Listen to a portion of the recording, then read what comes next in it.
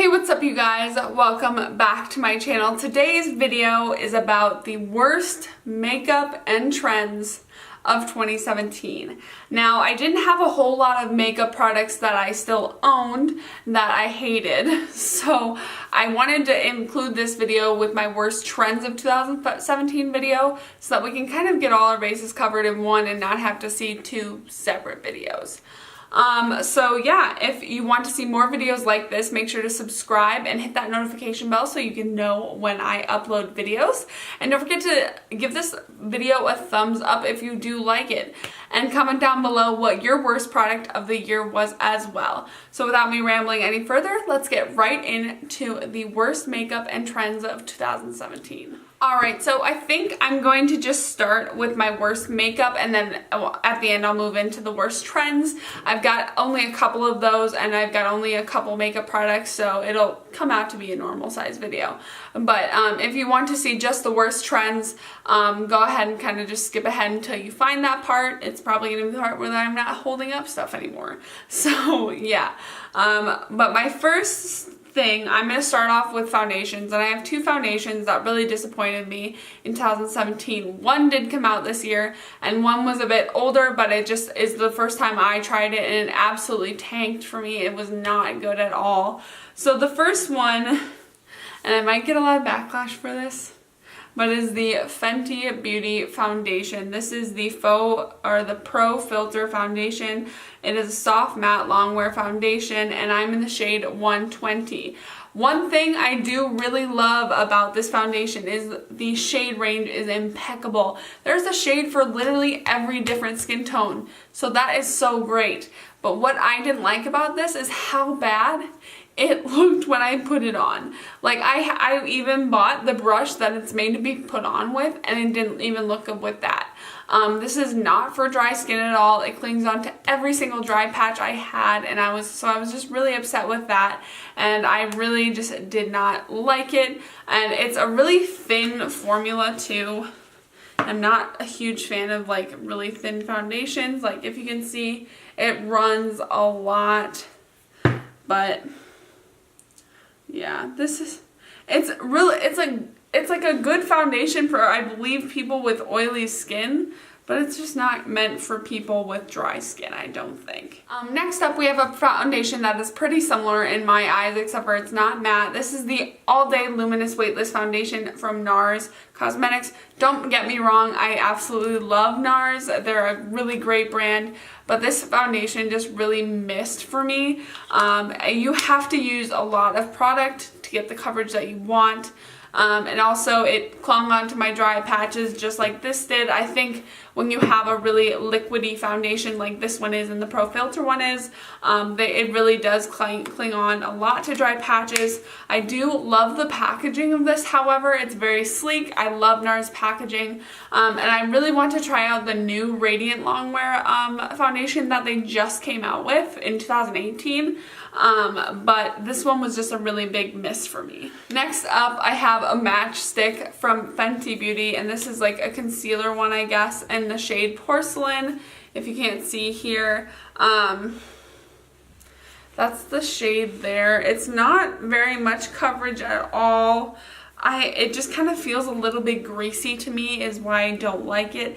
It doesn't have much coverage at all either, so that was a miss for me. I bought this one together with the shade Amber, which is a contour one, and the contour one was in my favorites of the year. So I think it was just like the concealers kind of missed a little bit. I didn't think the shade was all that great either. So yeah, this one was just a miss for me. Not for one really specific reason, just all around it wasn't my favorite.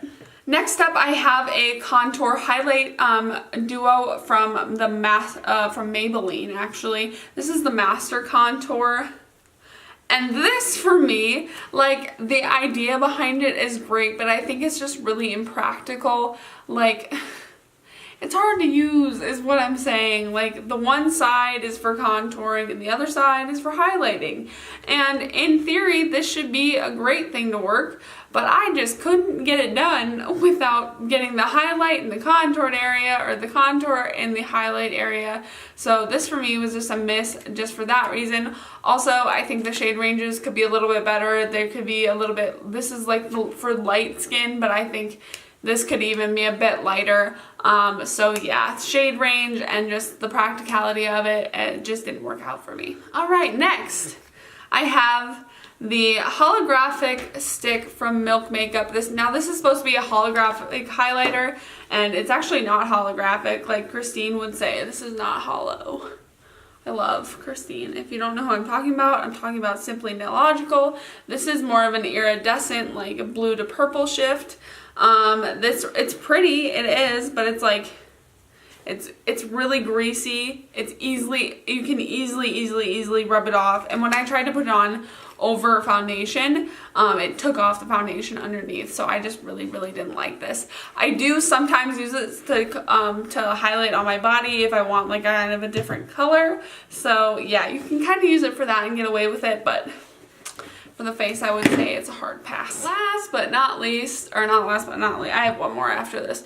But this is my third and final product from Fenty Beauty, and this is the Killawatt highlighter in the shade Metal Moon. Now, the other Killawatt highlighter, the gold one, it was too gold for my skin. So I went with this one, and I just put it there on the side of my hand. But it's just not... It's a bit too pale for even me. Like, I'm very pale, but it's just not the greatest shade, I don't think. And the formula is really great, but it's kind of sheer as well. It's not a super pigmented highlighter, I don't think. The packaging is really dope though, because it kind of shifts like from the white to the purple, so that's really cool. But yeah, this one was just a miss for me as well. And now, last but not least, I have the Volcanic Egg White Pore Hot Steam Pack. This is from Skin Food. And this one, for me, just didn't really do anything. Like, I put it on, it kind of heated up a little bit, not to what I would have wanted, and it kind of just sat on my skin, and I didn't see any results with my pores or anything like that. And I did try it a few different times, but it really just didn't work out for me, so I just like, this is kind of useless. It's from the drugstore. I got it at Ulta, I believe, but yeah, so I would skip on this guy, even though I love Korean skincare like so much. All right, so now I'm going to start talking about the trends that I think we need to leave in 2017. They're just really bad, and there was a lot of them this year, like a lot. So let's talk about it. So the first trend that I want to leave in 2017 that I absolutely hated was one that came more towards the end, and that was the wavy brows. You guys, there is no point. Like, I don't know what person in their right mind would really want to walk outside with wavy eyebrows or feathered eyebrows or Christmas tree eyebrows. Like, I get it from like an editorial perspective, but it's just not, it's not a cute look, and I just think it needs to be left in 2017, and please do not bring that to 2018 because I don't want to deal with that crap again. Next, the next one that I want to talk about is glitter lipstick. Okay, you guys, this, I tried it once. I don't think I did it for camera. I think I did it for like a work thing, and I put glitter on my lipsticks, and you eat glitter for so long. If you eat anything wearing that glitter lipstick, you are going to consume so much glitter. And can I tell you how hard it is to get glitter off your face as it is? Like, it's going in your body and it's staying on your face. So that just, the combination to me is just absolutely horrible. I hate it so much. I did this on my Instagram. I did a gold skull. And and getting that glitter off my face was tough enough as it is, and that wasn't like my cheek area that the gold was. This is on your lips. Do you know, I mean, yes, it could exfoliate them, but that would hurt so bad, I think. Like rubbing and rubbing to get that stuff off just hurts so bad. So please do not bring glitter lips in 2018. Please just leave them alone. Just let it be. Another trend that wasn't really a trend that really irritated me in 2017 was all the negativity that came in the beauty community. Like, you'd see it on every single channel, like the drama channels that popped up that I don't see a use for. There's big YouTubers who like had so much drama within each other, and then they'd like throw shade at people, and it was just like, that's not necessary in this community. Like, the beauty community is so harsh to each other, and I wish it was more of what it should be, a community. It should be more of like a family, like people supporting each other, and that's not what happened in 2017. It was like people throwing each other under the bus, just saying really shady things about each other, and I just hated it. Like, I think it really deters people from joining the beauty community. It deters people who want to start YouTube channels, and that's not okay. Like, if people want to do this, they should really be able to feel welcome. I think people, like, the nasty comments about each other and the nasty comments about the way someone looks that they can't control is really just horrible, and I don't want to see it in 2018. I just don't, you know? It's just not, it's not a good thing, and it's not a good look for the beauty community. We all know it's one of the roughest ones on YouTube, and it's just not good.